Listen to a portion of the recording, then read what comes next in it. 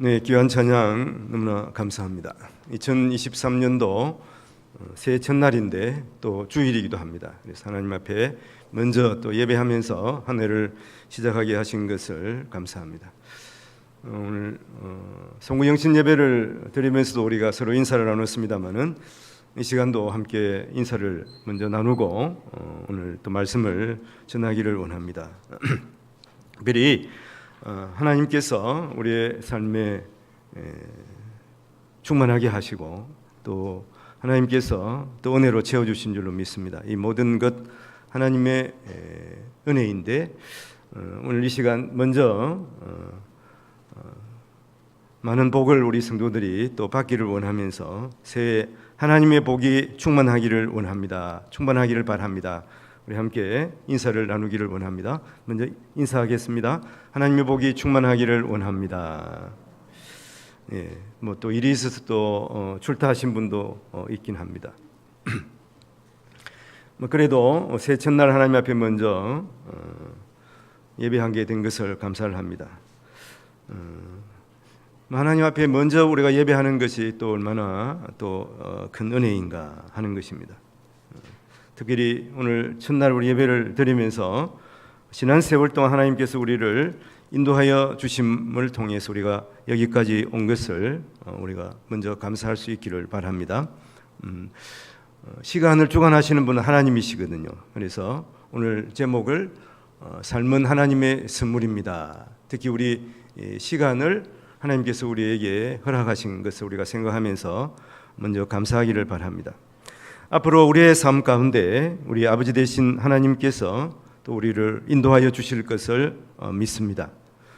우리가 전도서 말씀을 12월 말에 우리가 상고를 같이 했습니다. 오늘 이 전도서 9장 말씀을 통해서 함께 은혜 받기를 원하는데요.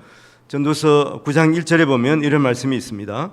이 모든 것을 내가 마음에 두고 모든 것을 살펴본즉 의인들이나 지혜자들이나 그들의 행위나 모두 다 하나님의 손안에 있으니 사랑을 받을는지 미움을 받을는지 사람이 알지 못하는 것은 모두 그들의 미래의 일들임이니라 이렇게 말합니다. 모두 다 하나님의 손안에 있다 하는 것이죠. 특별히 오늘 말씀을 보고 말씀을 나누고 또 새해를 시작하면서 모든 것이 하나님의 손안에 있다 하는 말씀은 그 시간을 주관하시는 분이 또한 하나님이신 것을 우리가 인정해야 하는 것이죠. 시간을 주관하신다 하는 것은 우리의 나고 또 우리의 죽는 것도 다 하나님의 소관이에요. 하나님이 하시는 것이죠. 오늘 말씀에서 보면 사랑을 받을는지 미움을 받을는지 사람이 알지 못하는 것은 이렇게 말하고 있죠. 이것은 한편으로 또 우리의 그 판단, 우리의 그 심판도 하나님의 소관이에요. 우리가 누구를 뭐 심판하거나 사실은 판단하는 경우가 많지만 이것도 하나님의 소관입니다. 하나님께 맡겨야 되는 것이죠. 하나님 앞에서 우리가 그 판단을 받게 되는 것을 우리가 잊지 말아야 하는 것이죠. 그리고 오늘 9장 1절 말씀 다음에 특히 3절에 보면은 똑똑한 사람이나 우매한 자들이나 많이 가진 자들이나 적게 가진 자들이나 그게 공통점이 하나 있다고 해요. 동일한 것이 무엇이냐 하면 그것이 바로 죽음이라 이렇게 말합니다. 새해 첫날 죽음 얘기를 하기가 좀 그렇긴 합니다만은 분명히 우리가 살아있는 동안에 깨달아야 하는 것은 우리에게 이 육신의 종말이 온다고 하는 것이죠. 우리의 코의 호흡이 멈추는 순간 우리는 하나님 앞에 가야 되는 것이죠. 이것이 다 하나님의 소관이라고 하는 거죠. 우리가 이것을 알고 살아가는 것이 지혜라고 이 전도서에서 말씀하고 있는 것입니다. 그러나 사람들은 그 세상 삶에 분주해서 이것을 잊고 사는 경우가 많이 있습니다. 세상 삶에 집착하다 보면 이것을 잊을 수밖에 없죠. 그러나 어느 순간에 결국은 우리는 이 세상 모든 사람들이 다 경험하게 되는 죽음을 맞게 되는 것입니다. 그때가 되면 당혹하게 되죠. 내가 왜 이렇게 살았을까? 또 후회할 수도 있지 않겠습니까? 그러나 성도인 우리는 분명히 아는 것이 있습니다. 이것이 온 세상을 하나님께서 지으셨고 우리도 또 하나님께서 지으셨어요. 그리고 성도인 우리는 또한 아는 것이 있습니다. 그것은 우리가 영생하는 방법을 알고 있는 것이죠. 하나님께서 우리에게 영생을 주셨습니다. 누구를 통해서? 예수 그리스도를 통해서 우리에게 이 육신의 죽음, 육신의 종말을 넘어서서 영원한 삶을 사는 비결을 우리에게 분명하게 말씀해 주셨습니다. 요한복음 6장 40절 말씀에 보면 그런 말씀이 있어요. 내 아버지의 뜻은 아들을 보고 믿는 자마다 영생을 얻는 이것이니 마지막 날에 내가 이를 다시 살리리라, 이렇게 말씀합니다. 인생의 종착역에서 하나님의 구원받는 자녀로서 영생의 길이 바로 예수 그리스도를 통해서 우리에게 열려 있다고 하는 것입니다. 결론적으로 말씀을 드리면 사는 동안 하나님이 주신 그 사는 삶이 바로 하나님의 귀한 선물임을 알고 또 감사하면서 즐거워하면서 살아가야 한다고 하는, 이것이 우리 인생의 본분이어야 되고 또 인생의 의미여야 된다 하는 것을 말씀합니다. 여러분, 우리가 이 세상 살면서 여러 가지 힘들고 어려운 일이 있잖아요. 육신의 한계가 있기 때문에 지칠 수밖에 없잖아요. 그런데 우리가 그 삶을 감사하게 여기고 기뻐하면서 즐거워하면서 어떻게 살아갈 수가 있습니까? 송구영신예배에서 말씀을 드렸습니다마는 여기 회복을 넘어서 봉으로 가는 길이 어디에 있는가 하는 것이죠. 그것은 오른쪽에 있어요. 오직 예수입니다. 예수로 체험인데요. 어제 말씀드린 게 기억이 나는데 예화가 하나 저도 기억이 나는데, 보통 보면 말씀보다 예화가 잘 기억이 나요. 프랭클린의 말 한 이야기를 드렸습니다. 이제 안 나오신 분이 있으니까 말씀을 드리는데, 빈 자루는 주저앉아 있을 수밖에 없잖아요. 그러나 그게 무엇을 채우면 그 자루가 서게 되는 것이죠. 빈 자루가 아니에요. 그래서 뭘 채워야 되는? 뭘 채웁니까? 쓰레기를 채울 수도 있고 거기다가 곡식을 채울 수도 있죠. 무엇을 채워야 하겠습니까? 성도인 우리는 예수 그리스도로 채우면 되는 거예요. 그래서 우리의 빈 모습이 예수 그리스도로 가득 채우게 되면 예수 그리스도로 말미암아 오는 기쁨과 또 예수 그리스도로 말미암은 사랑으로 충만한 삶을 살게 되는 것입니다. 오늘 우리의 삶을 정말 하나님께서 기뻐하시는 대로 살아가는 비결은 바로 예수 그리스도를 채우는 것입니다. 오늘 그런 맥락에서 우리가 이 세상에 힘들고 어려운 시험이 많은 이곳에서도 기쁘고 즐겁게 살아갈 수 있는 그 비결이 무엇이냐 하는 것을 함께 생각해 보기를 원합니다. 일상을 우리가 항상 기뻐하면서 살아가야 하는 것입니다. 오늘 7절 말씀에 그런 말씀이 있습니다. 너는 가서 기쁨으로 내 음식물을 먹고 즐거운 마음으로 내 포도주를 마실지어다. 이는 하나님이 내가 하는 일들을 벌써 기쁘게 받으셨음이니라. 이렇게 말씀합니다. 하나님께서 우리의 삶을 기쁘시게 이미 받으셨다 하는 것을 믿어야 하는 것입니다. 이 일은 어떤 일입니까? 그래서 오늘 말씀에서 보면 기쁨으로 내 음식물을 먹고 즐거운 마음으로 내 포도주를 마실지어다, 이렇게 말합니다. 그러니까 먼저는 우리가 우리의 일상을 기뻐하면서 살아가야 하는 것입니다. 일상 소소한 것, 시시한 것처럼 보이는 그것을 감사하고 기뻐할 수가 있어야 하는 것이죠. 연말 우리가 통해서 크리스마스를 맞이하고 또 설교 강단에서 또 우리가 묵상하는 것이 만왕의 왕으로 오신 예수 그리스도이잖아요. 근데 만왕의 왕으로 온 인류를 구원하시기 위해서 예수님께서 오셨는데, 예수님께서 공생애를 시작하시면서 제일 첫 번째로 하신 기적이 무엇입니까? 그 기적이 바로 가나의 혼인잔치 가가지고 그 초청을 받아 가가지고 예수님께서 물이 포도주가 되게 하신 거예요. 만왕의 왕으로 오신 예수님이 행하신 기적이, 첫 번째 기적이 그것입니다. 어떻게 생각하십니까? 야, 만왕의 왕으로 왔는데 어떻게 그런 소소한 기적을 행하시냐? 큰 군대를 일으켜 가지고 그 당시에 핍박받고 있던 그 이스라엘 민족들을 구원한다든지 강력한 뭐 로마의 대군을 물리친다든지 이런 뭐 일을 좀 행하시면 될 건데, 예수님께서 행하신 첫 번째 기적이 겨우 잔치집에 가가지고 그 잔치 주인이 지금 포도주가 떨어져가 당혹하고 있는데 거기서 물이 포도주가 되게 하신 거예요. 먹는 것, 예수님께서 거기에 먼저 기적을 행하신 거 아니겠습니까? 우리의 삶도 그래요. 그 사람이 당혹해하고 힘들어하고 어려울 때 주님이 찾아오셔서 먼저 우리의 필요를 채워주시는 것을 우리가 생각합니다. 물론 물이 포도주가 되게 하는 이 놀라운 기적이에요. 절대 사람이 행할 수 없는 그러한 놀라운 일입니다만은, 그러나 하나님께서 우리의 일상을 하나님께서 지켜보고 계신다. 그리고 그 당혹해하는 그 사람을 하나님께서 그 문제를 해결해 주시는 것을 생각해야 됩니다. 우리의 소소한 일상, 먹고 마시는 이런 것도 하나님께 지켜보고 계세요. 뭐 어떤 사람은 식사 한 숟가락 뜨는 것이 결코 쉬운 것이 아닌 사람이 있습니다. 아파본 사람들은 알잖아요. 코로나 걸려본 사람들은 알잖아요. 또 암으로 그 조병을 해보신 줄 알잖아요. 먹어야 삽니다. 그런데 먹기가 싫어요. 그 한 숟갈을 떼기가 너무 싫은 거예요. 그때 떠올려 하는 것이 무엇입니까? 하나님께서 내가 지금 이 숟가락으로 뜨는 이 밥 한 숟갈을 먹는 것을 하나님께서 너무 기뻐하신다. 하나님께서 기뻐하신다. 하나님께 좋아하신다. 이 생각을 하면 우리가 먹을 수가 있는 것이죠. 그럼 이것이 얼마나 소중한 일입니까? 우리는 늘 생각하는 거예요. 우리가 예를 한번 들어보면은, 물론 이제 자녀가 처음 발걸음을 뗄 때 그때 너무 기쁘죠.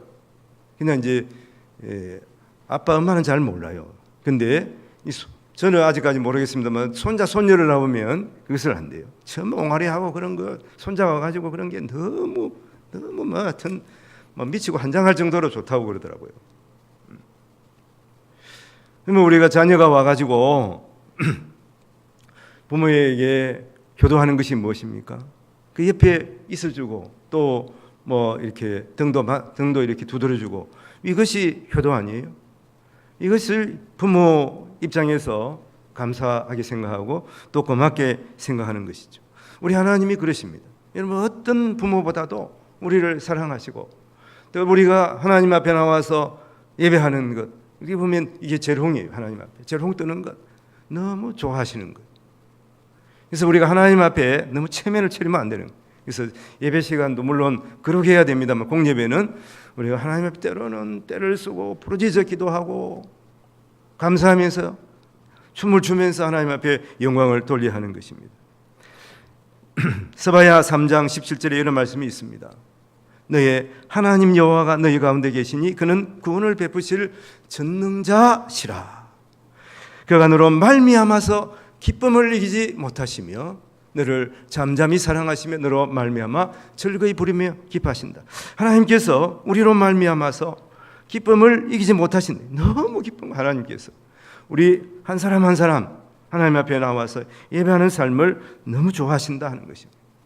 이것을 우리가 생각하면서 우리가 일상을 감사하고 즐길 수가 있어야 하는 것입니다.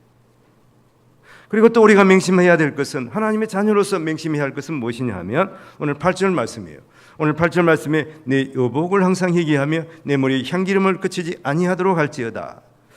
여기서 여복을 항상 희귀하고 머리에 향기름을 바른다 하는 것은 잔치집에 참여하는 것을 말하고, 우리의 진정한 잔치집은 하나님 앞에 나와서 예배하는 거잖아요.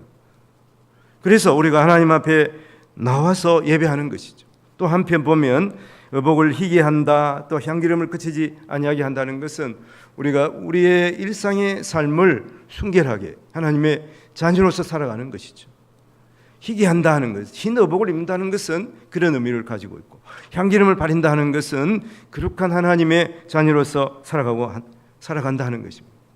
그래서 우리가 일상을 항상 하나님 앞에 감사하며 살아가되, 특별히 하나님 앞에 예배하는 것, 또 우리의 일상을 통해서 또 하나님의 자녀답게 살아가는 것, 이것을 항상 기억하고 기뻐할 수가 있어야 한다고 하는 것을 말씀합니다.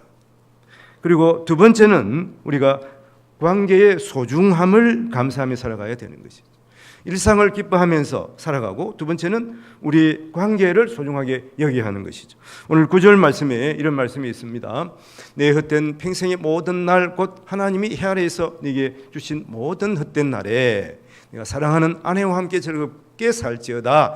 그것이 내가 평생의 해 아래에서 수고하고 또 맡은 내 몫이니라. 이렇게 말씀합니다. 여기서 인생의 헛된 날, 제가 전도서를 통해서 말씀합니다마는 사실은 인생은 소중한 날이죠. 소중한 하루인데, 전도서에서 말하고 있는 헛된 것은 우리가 일상을 살아가면서 그 일상의 어떤 일로 말미암아서 보상을 받으려고 하는 그것이 바로 헛된 것이라고 하는 것입니다. 우리의 이 삶의 수고로 말미암아서 어떤 보상을 원하십니까? 내가 더 부유하게 살아가리라, 더 사람보다 높은 위치에서 더 사람으로부터 존경을 받으면서 살아가야 한다. 이런 어떤 보상 심리가 잘못된 거예요. 이것은 여러분 어디까지 결부가 됩니까? 공로신앙으로 나아가는 거예요. 하나님께서, 예수님께서 가장 보면 싫어하는 것이 그런 것이라고 생각해요. 우리는 결코 우리의 공로로 구원받는 것이 아니에요. 오직 하나님의 은혜로, 예수 그리스도의 십자가의 보혈의 은총으로 우리가 하나님의 자녀 된 것이죠. 우리가 하나님의 자녀 된 그것도 우리의 믿음조차도 사실은 우리의 어떤 잘남이나 우리의 어떤 대단함으로 된 것이 아니에요. 우리의 지혜로 우리가 하나님을 믿게 된 것이 아니잖아요. 성령 하나님께서 함께 하셔서 우리를 아버지 하나님께서 우리를 선택하셔 자녀 삼아 주셨기 때문에 성령 하나님께서 내 마음에 오셔서 예수 그리스도를 믿게 하신 거예요. 그래서 모든 것이 하나님의 은혜예요. 은혜의 찬양이 우리에게 다가오는 것은 그런 의미가 있지 않겠습니까? 당연한 것이 없다고 하는 것입니다. 이 세상 모든 것 다 하나님께서 주신 것이고 하나님께서 베푸신 은혜임을 생각하면서 우리가 살아가야 하는데, 특별히 우리의 관계의 소중함을 우리가 항상 마음에 새겨야 하는 것입니다. 그래서 전도서에서 말하고 있는 헛되고 헛되다, 이러한 것들, 이것을 먼저 생각하면 우리가 무력증에 빠질 수밖에 없습니다. 그런 이 인생의 그런 헛된 평생의 모든 날 동안에 오늘 말씀에서 사랑하는 아내와 함께 즐겁게 살지어다, 이렇게 말합니다. 제가 강단에서 자주 하는 말씀입니다만은 우리가 살아가면서 우리에게 가장 상처를 많이 주는 사람이 누구 같습니까? 바로 대부분 경우가 가장 가까이 있는 사람들이, 가족인 경우가 많습니다. 그리고 또 상처를 받는 사람들이 누구예요? 교회 성도들이에요. 왜로 그렇습니다. 그렇지 않습니까? 또 우리 가장 옆에 있는 이웃들이에요. 이웃들이 소곤소곤 해가지고 때로는 속을 태우는 경우가 많이 있지 않겠습니까? 그런 의미에서 내가 상처를 많이 받았다고 생각하지만 또 한편으로 보면 내가 내 가장 가까운 사람에게 상처를 많이 준 거예요. 저는 오늘 이제 올라오기 전에 해 뜨는 모습을, 여튼 카페트가 좀 높기 때문에 꼭대기층에 살기 때문에 보이거든요. 그걸 보면서 아들 둘이를 양손을 잡고서 2022년 동안 내가 잘못한 게 많다, 이런 고백을 사실 했습니다. 물론 힘든 일이었고 그랬고 그 아버지이기 때문에 잘못하는 경우가 많아요. 왜냐하면 자녀에게 그냥 아무 말이나 막 하기 때문에 그래요. 다른 사람에게는 말을 함부로 하면 안 되죠. 얼마나 또 상처를 주게. 그런데 또 상처는 똑같이 받는 거예요. 다른 사람에게 이야기 하나, 자녀에게 이야기 하나, 똑같이 상처를 받거든요. 그래서 우리가 허물없이 말하는 사이가 또 상처를 더 많이 주는 경우가 있다고 하는 것입니다. 우리에게 가장 가까운 사람, 또 가까운 분은 누굽니까? 하나님이죠. 우리가 살아가면서 얼마나 또 하나님의 마음을 아프시게 했는가, 하나님을 또 원망하며 살아갔는가 하는 것이죠. 아침에 이찬수 목사님 그 설교 말씀을 잠깐 듣는데, 자기는 젊을 때 힘들고 어려울 때 누구에게 하소연할 수가 없잖아요. 그러니까 하나님 앞에 하소연하는 거예요. 그러면서 외로 보니까 하나님을 너무 원망하고 살아간 거예요. 하나님은 너무 불평을 많이 하는 자신을 발견했다고 이렇게 회개하는 그런 말. 이찬수 목사님이 사실은 뭐 인물로 보면 저보다 좀 나은가요? 여러분, 그분이 많은 사람들이 그 설교를 듣고 감동을 또 얻는 이유가 무엇이냐 생각을 해보면 정직한 겁니다. 그 설교 단상에서 정직하게 자기의 삶을 고백하는 것이죠. 그리고 가장 큰 또 무기가 사실은 우리에게 있어서 정직입니다. 그렇지 않습니까? 그분이 그런 얘기를 한번 하시는 걸 설교를 들은 적이 있는데, 하루를 기분 좋으려고 하면은 뭘 해야 된다고 그럽니까? 이발을 해야 된다고 그러죠. 일주일 동안 행복하기 위해서는 결혼을 하라. 이건 좀 아닌 것 같아요. 하여튼 뭐 그렇습니다. 그리고 1년을 행복하려면 새 집을 짓고 가라 이런데, 이게 하여튼 이번 3번이 좀 바뀐 것 같습니다만은, 그리고 평생을 행복하려면 정직하게 살아라. 뭐 이런 격언이 여튼 뭐 있습니다. 유대인의 격언인지 모르겠는데 그렇습니다. 정직이 무기예요. 저는 자녀들에게 그랬습니다. 자녀들에게 많은 또 뭐 재산을 물려줄 수도 없고 그래서 안 되죠. 그렇지만 물려줄 수 있는 것, 또 내가 너희들에게 본을 보일 수 있는 것은 정직이다. 하나님의 자녀로서 정직하게 살아왔다. 정직하게 살아가겠다. 그것이에요. 그리고 가장 큰 선물은 사실은 신앙이잖아요. 신앙. 원혜룡 지금 바람잡이 원혜룡 지금 그 장관 있잖아요. 그분이 그런 고백을 하더라고. 부모로부터 이 제주도에 살았는데 부모가 뭐 망하고 그래가지고 가진 게 없었어요. 근데 지금 이제 아버지 장로님이 자기 항상 하는 말, 내가 너에게 줄 수 있는 게 뭐가 있냐? 신앙이다, 신앙.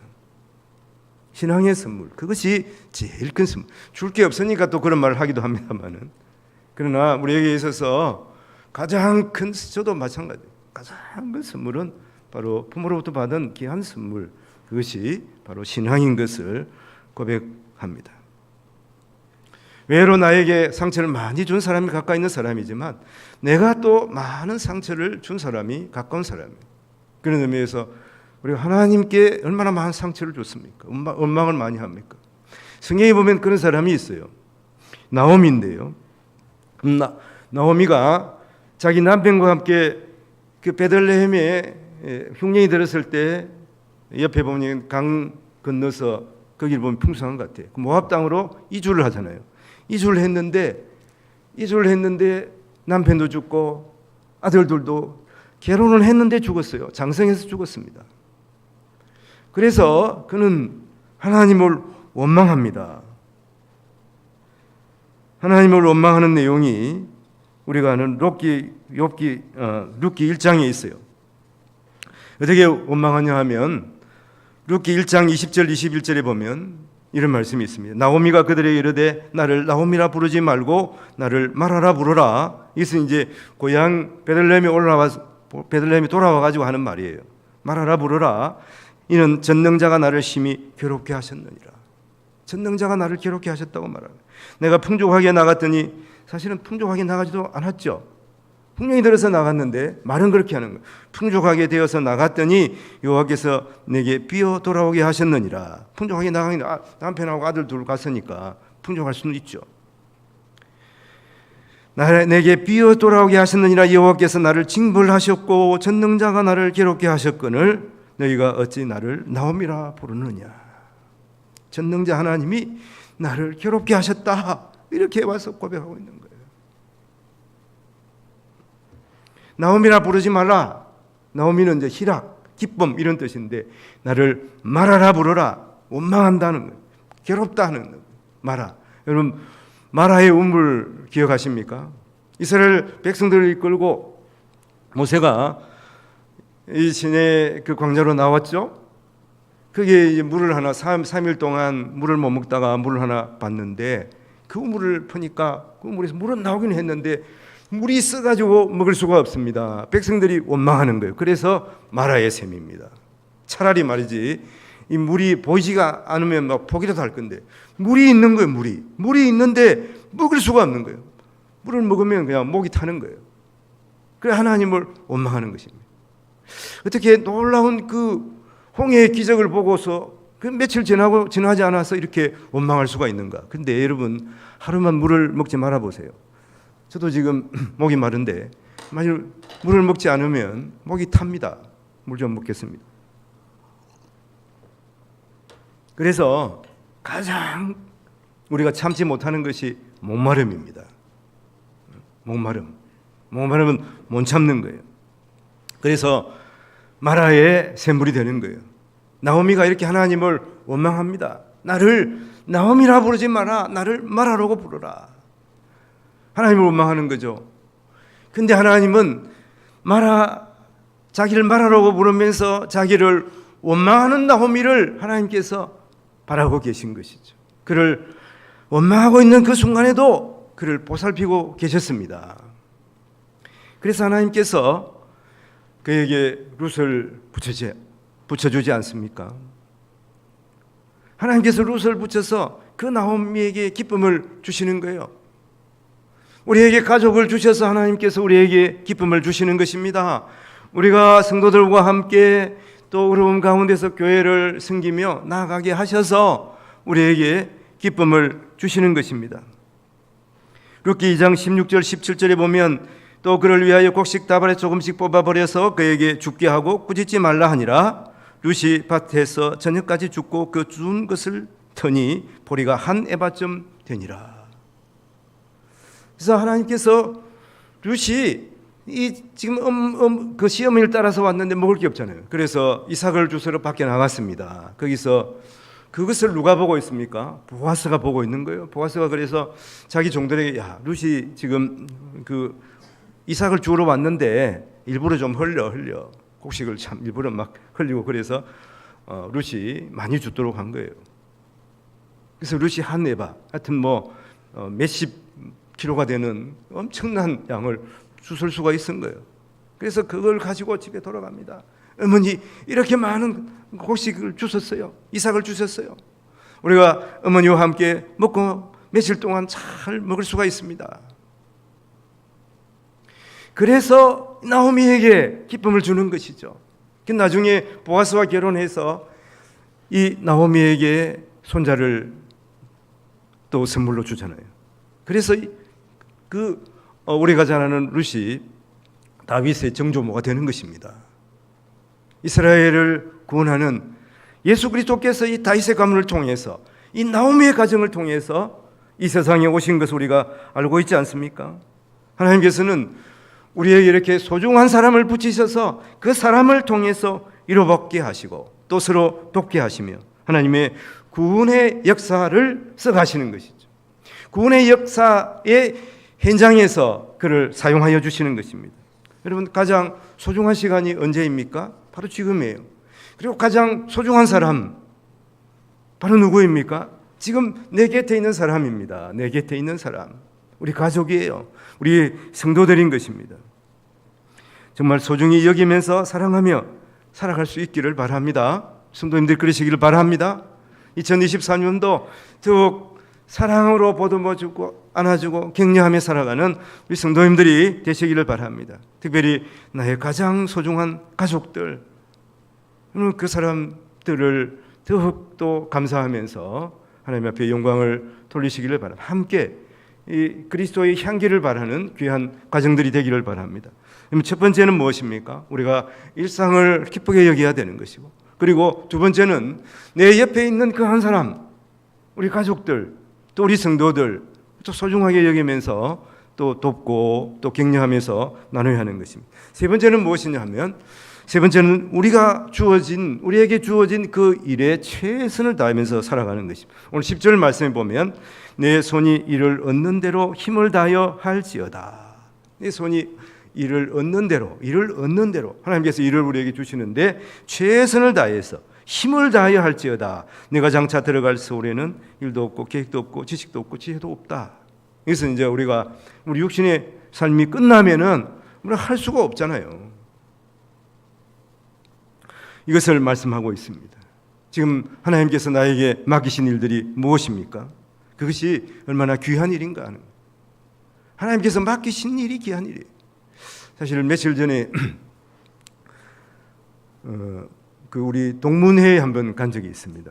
부울경 동문인데 저는 그렇게 큰 뭐 목사지만 여튼 교회에서는 여튼 뭐 목사니까 그렇지만 밖에 나가면 뭐 별 볼일 없는데 대단한 친구들이 있어요. 그 부산 시장 박형준 씨가 우리 2회 후배예요. 후배. 또 우리 3회 후배는 오세훈 서울시장이 3회 후배입니다. 고등학교 그런 사람들이 있어요. 그러니까 보면 이 부산 부울경 지역에도 뭐 보면 대단한 사람들이 많이 있어요. 그래서 한번 근데 다행히 이번에는 진해에서 모인다고 그랬습니다. 그래서 제가 이제 간 적이 있는데 여기 그 박형준 부산 그 시장 후원해주는 이제 그 친구가 이제 자기 동기니까 우리 이해 후배잖아요. 그러면서 형님 이러면서 하는 얘기가 이번에 저보고 장로를 꼭 하라고 그러는데 정말 저는 부담이 많이 됩니다. 그렇게 야 그건 물론 뭐 목사님이 말씀을 하고 성도들이 뽑는 거지만 하나님이 주시는 거 하나님이 주시는 직분인데 감사하면서 받아야 된다. 이렇게 한번 이야기한. 뭐 개인적으로 보면 내가 우러러 봐야 할 뭐 그런 대단한 위치에 있는 사람이에요. 하지만 또 목사로서 그에게 또 이런 조언을 해줄 수가 있는 것이 또 하나님 앞에 감사를 드렸습니다. 우리가 초대교회에 보면 그 사도들이 집사를 임명했죠. 그 집사들 대단한 사람들 아닙니까? 근데 집사라는 의미가 여러분 밥 시중 드는 사람이 본래. 앞에서도 말씀을 드렸습니다만 우리가 먹고 마시는 이 소중한 그것이 바로 일상이 너무나 소중하다 하는 것이죠. 하나님 우리에게 일을 맡겨 주셨습니다. 가정, 직장, 교회에서도 우리에게 직분을 주셨어요. 하나님 맡기신 일들을 우리가 생각해 보면서 그것이 하나님께서 우리에게 맡기신 일이라면 우리가 감사할 수 있어야 되는 것입니다. 18세기 영국의 건축가 크리스토퍼 렌이라고 하는 사람이 이 성당 세인트 폴 성당을 건축할 때 일이에요.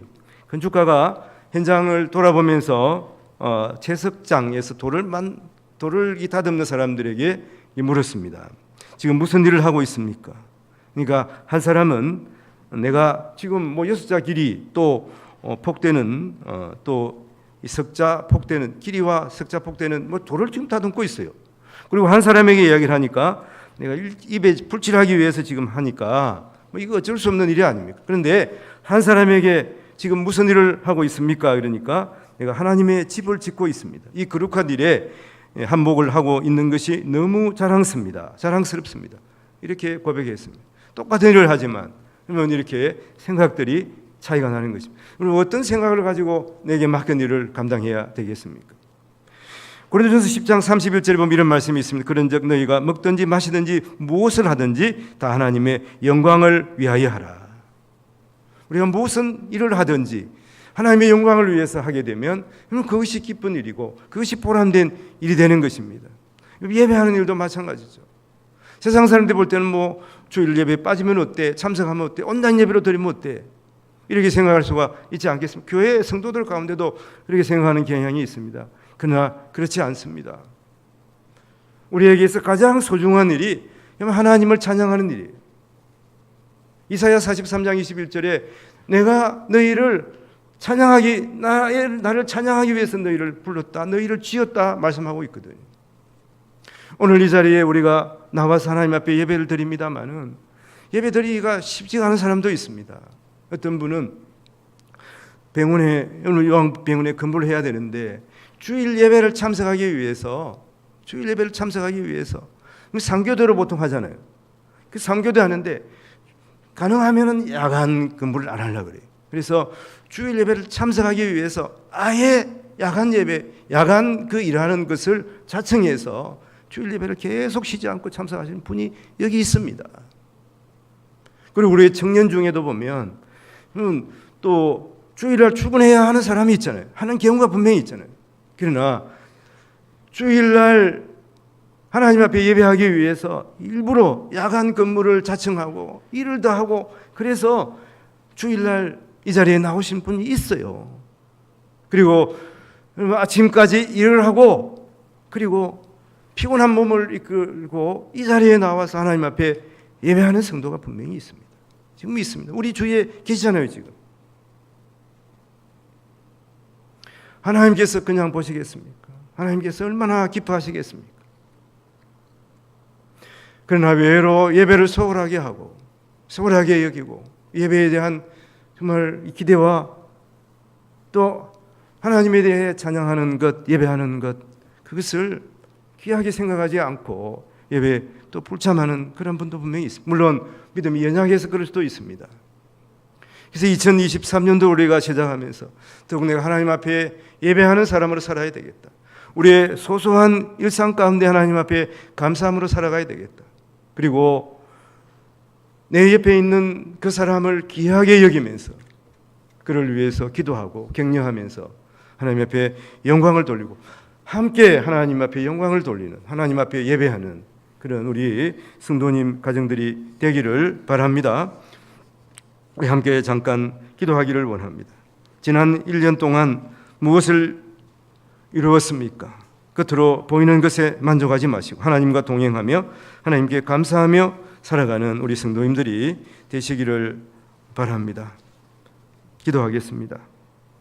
사랑의 하나님 아버지, 2022년 주님께서 우리와 함께 하시고 또 하나님께서 또 우리를 돌보시는 은혜를 감사합니다. 특별히 아버지 2023년 새해를 맞아서 주님 앞에 예배하게 하시니 감사합니다. 한 해도 하나님이 주신 소중한 선물입니다. 한순간 한순간 귀하게 여기며 우리가 세월을 허비하지 않게 하시며 함께하는 사람들도 하나님께서 붙여주신 소중한 사람들이오니 사랑하고 섬기며 격려하며 돕고 서로 살아가게 도와주시옵소서.